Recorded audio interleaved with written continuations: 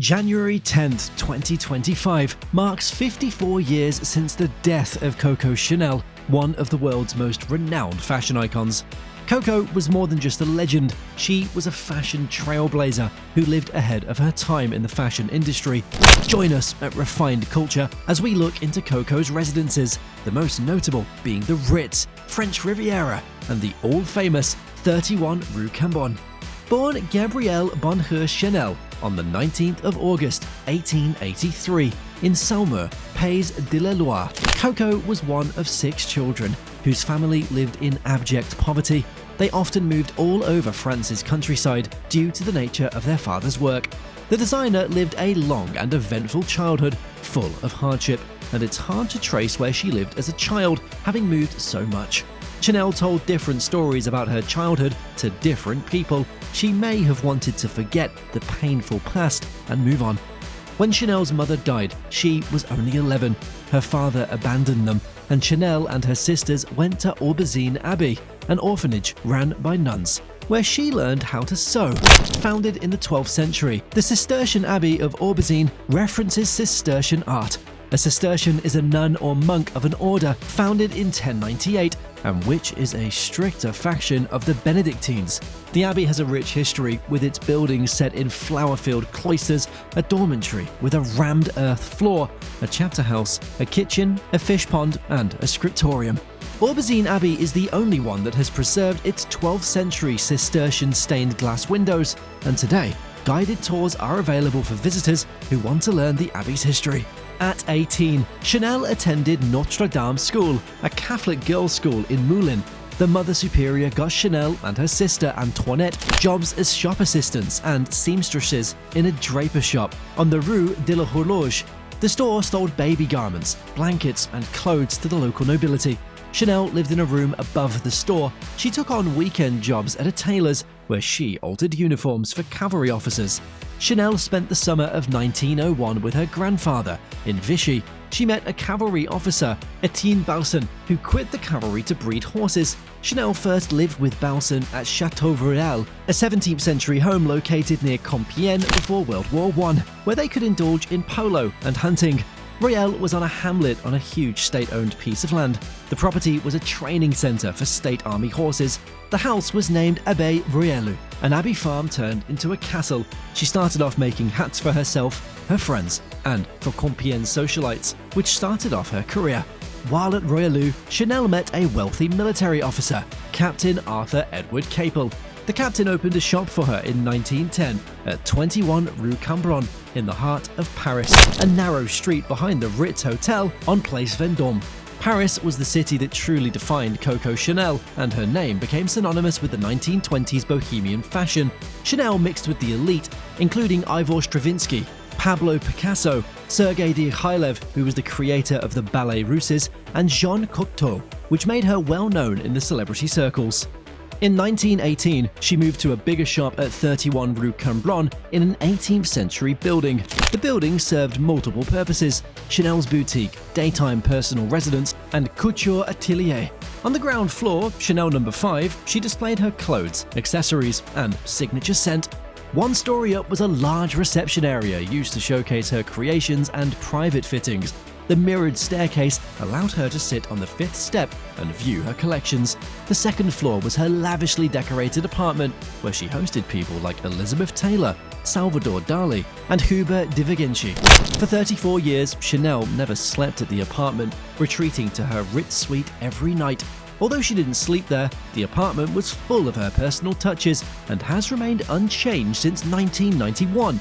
Numerous antiques like leather-bound books, lined wooden shelves, and Chinese screens with her favorite Camilla flowers divided the interiors. The apartment had office space, a dining room, and a living room. A dark foyer contained an 18th century armchair made from white satin. The dining area was warm, cozy, and fitted with Venetian mirrors and stunning chandeliers with the signature Chanel interlocking Cs. The dining area led into an office, with the spaces linked together using golden wallpaper and a warm palette of beige, brown, white, and black. Sculptures dotted the apartment, such as a hand by artist Diego Guicemetti and pieces by Jacques Lipchitz. There was also a quilted suede sofa and a crystal pendant placed by Givenchy inside the mouth of a frog gifted to Chanel by Jacques Chazot. The Ritz is luxurious and sophisticated. It was the first hotel to have electricity, ensuite bathrooms in each room, and a telephone. Chanel decorated the Coco Chanel suite, which Karl Lagerfeld later recreated in collaboration with the House of Chanel when the hotel finished a 4-year renovation from 2012 to 2016. La Pausa was Chanel's magnificent hideaway on the French Riviera, overlooking Monaco. Olive trees surrounded by olive trees and sweet-smelling flowers. Chanel bought the 5-acre piece of land in 1928, and she created the villa from scratch. The designer decided to recreate the Aubezine Abbey where she'd grown up. She replicated the stone staircases, the cloisters and vaulted archways, and planted lavender in the garden, just like the Aubezine. An interesting aspect of the mansion was that all the windows were clustered in groups of 5, probably an ode to her perfume, Chanel No. 5. The iconic designer built La Pausa in a relaxed and homely country style. She ensured her bedrooms and bathrooms were more adventurous and feminine in color and were done in bright pink. Chanel chose a neutral color palette, mostly whites and beiges, for the rest of the house. In late 1925, Chanel met the Duke of Westminster in Monte Carlo. He took her to his 700-acre Rea Forest estate in northwest Scotland, where they spent some summers. The Duke bought the 22-room Rose Hall house in the Scottish moorlands near Leg, which Chanel decided to turn into her decorating assignment. While the house may have fallen into disrepair today, one can still see Chanel's touches of beige colours on timber mantelpieces and the doors, a bidet, the first around these Highlands, and the French floral wallpaper. The original building where Rose Hall House stands burned down, and Rose Hall was built in its place. Hugh Grosvenor, the second Duke of Westminster, made it famous when he bought it and brought his mistress, Coco Chanel, to live there. After the war, Chanel moved to Switzerland to escape possible criminal charges of collaborating with the Germans. She spent almost 10 years by the shores of Lake Geneva and was buried in Lausanne as she wished. The designer had a suite at the Beau Riege Hotel and Lausanne Palace and spent her exile in style. At the Beau Riege, she rarely left her suite and loved to stay on the balcony, enjoying the view of the mountains and Lake Geneva.